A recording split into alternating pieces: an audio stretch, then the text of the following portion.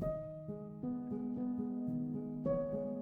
Book of Ecclesiastes, Common English Bible Version, Chapter 1. The words of the teacher of the assembly, David's son, king in Jerusalem. Perfectly pointless, says the teacher, perfectly pointless. Everything is pointless. What do people gain from all the hard work that they work so hard at under the sun? A generation goes, and a generation comes, but the earth remains as it always has. The sun rises, the sun sets. It returns panting to the place where it dawns. The wind blows to the south, goes around to the north. Around and around blows the wind. The wind returns to its rounds again. All streams flow to the sea, but the sea is never full. To the place where the rivers flow, there they continue to flow. All words are tiring. No one is able to speak. The eye isn't satisfied with seeing, neither is the ear filled up by hearing. Whatever has happened, that's what will happen again. Whatever has occurred, that's what will occur again. There's nothing new under the sun. People may say about something, look at this. It's new, but it was already around for ages before us. There's no remembrance of things in the past, nor of things to come in the future. Neither will there be any remembrance among those who come along in the future.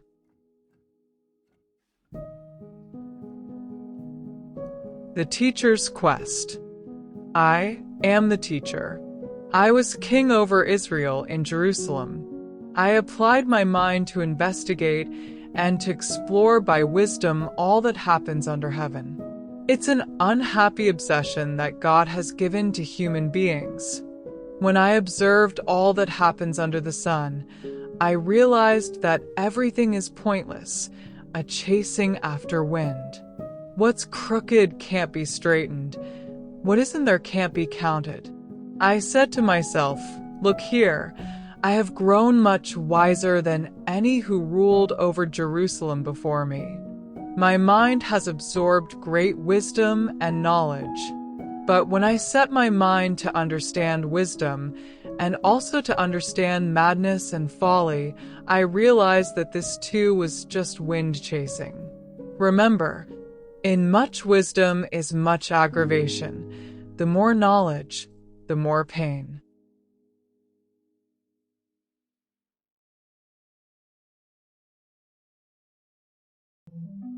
Chapter 2. I said to myself, come, I will make you experience pleasure. Enjoy what is good. But this too was pointless. Merriment, I thought, is madness. Pleasure, of no use at all. I tried cheering myself with wine, and by embracing folly, with wisdom still guiding me, until I might see what is really worth doing in the few days that human beings have under heaven. I took on great projects. I built houses for myself, planted vineyards for myself. I made gardens and parks for myself, planting every kind of fruit tree in them. I made reservoirs for myself to water my lush groves. I acquired male servants and female servants. I even had slaves born in my house. I also had great herds of cattle and sheep, more than any who preceded me in Jerusalem. I amassed silver and gold for myself, the treasures of kings and provinces.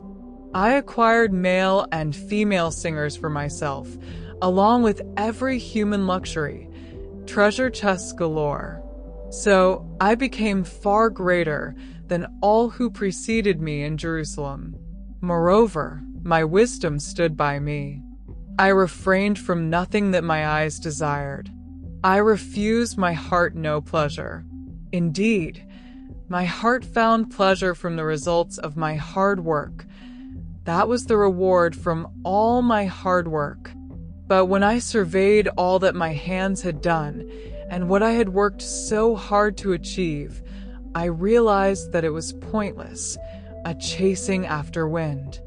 Nothing is to be gained under the sun. My reflections then turned to wisdom, madness, and folly. What can the king's heir do but what has already been done? I saw that wisdom is more beneficial than folly, as light is more beneficial than darkness. The wise have eyes in their head, but fools walk around in darkness. But I also realized that the same fate happens to both of them. So I thought to myself, what happens to the fool will also happen to me. So why have I been so very wise? I said to myself, this too is pointless.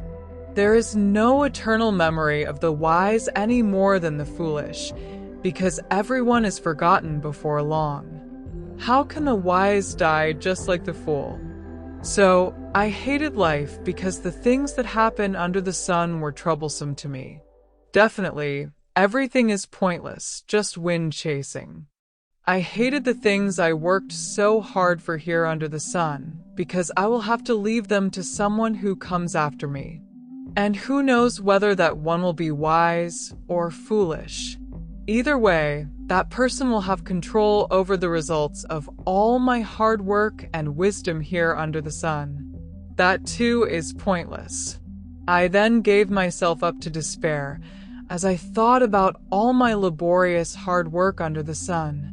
Because sometimes those who have worked hard with wisdom, knowledge, and skill must leave the results of their hard work as a possession to those who haven't worked hard for it. This too is pointless. It's a terrible wrong. I mean, what do people get for all their hard work and struggles under the sun? All their days are pain, and their work is aggravation. Even at night, their hearts don't find rest. This too is pointless. There's nothing better for human beings than to eat, drink, and experience pleasure in their hard work. I also saw that this is from God's hand, who can eat and find enjoyment otherwise, because God gives wisdom, knowledge, and joy to those who please God. But to those who are offensive, God gives the task of hoarding and accumulating, but only so as to give it all to those who do please God. This too is pointless and a chasing after wind.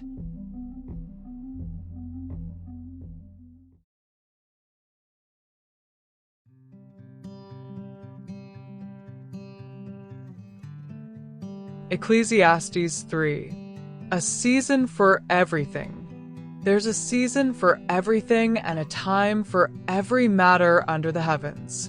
A time for giving birth and a time for dying, a time for planting and a time for uprooting what was planted, a time for killing and a time for healing, a time for tearing down and a time for building up, a time for crying and a time for laughing, a time for mourning and a time for dancing, a time for throwing stones and a time for gathering stones, a time for embracing and a time for avoiding embraces, a time for searching and a time for losing, a time for keeping and a time for throwing away, a time for tearing and a time for repairing, a time for keeping silent and a time for speaking, a time for loving and a time for hating, a time for war and a time for peace.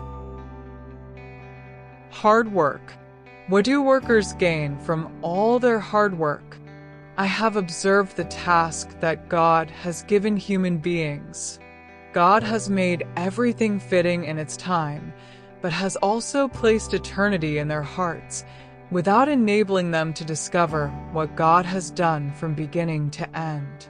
I know that there's nothing better for them but to enjoy themselves and do what's good while they live.